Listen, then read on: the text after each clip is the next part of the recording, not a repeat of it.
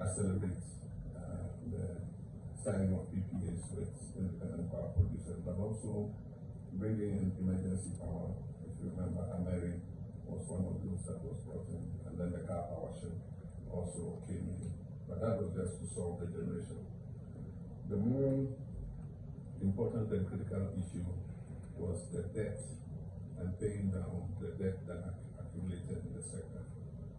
And so we introduced the energy sector levy, and our anticipation was that looking at the revenues that were going to be generated by the energy sector, within 5 years we would have been able to clear the legacy debt.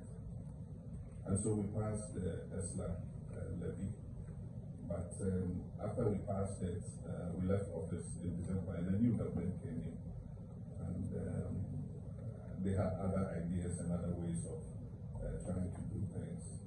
But unfortunately, one of the outcomes was that ESLA was not used for its intended purpose, and the revenues of ESLA were mismanaged.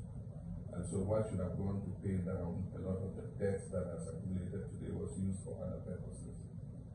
And so we have the situation we have. And like I said, while we take responsibility for solving challenges, because that's what we're elected to do, we must let the Ghanaian people to know what the situation is. We need to let people know the challenge before we go ahead and solve. And so now we have an energy sector that is burdened with debt, highly inefficient. Just giving a ballpark figure, the audited debt in the power sector is estimated at about $2.5 billion. And if you take $2.5 billion and imagine that we're in an IMF program bailout for $3 billion, if you're trying to achieve macroeconomic stability with a bailout of $3 billion, and you have a power sector debt of $2.5 billion that you have not yet come up with any strategy for dealing with, then you can be sure that it can wreck any fiscal consolidation that you achieve under the IMF program. And so as quickly as possible, the IMF and World Bank were very generous to send missions down. Well, have been speaking with us to discuss how we deal not only with the power sector there, but with all other challenges that we face in the economic sector. I do think that those talks have gone very well, and they are continuing to talk with technical people.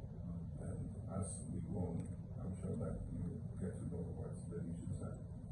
But I thought that it was important for me to meet you as president and tell you that I care about your concerns and what you're going through, and to say that we're going to work together with you to see how we can resolve the issues in the power sector. The first thing is for us to deal with the issue of the value chain, the whole power value chain. And that means that we must start from the downstream all the way upstream. There are issues to do with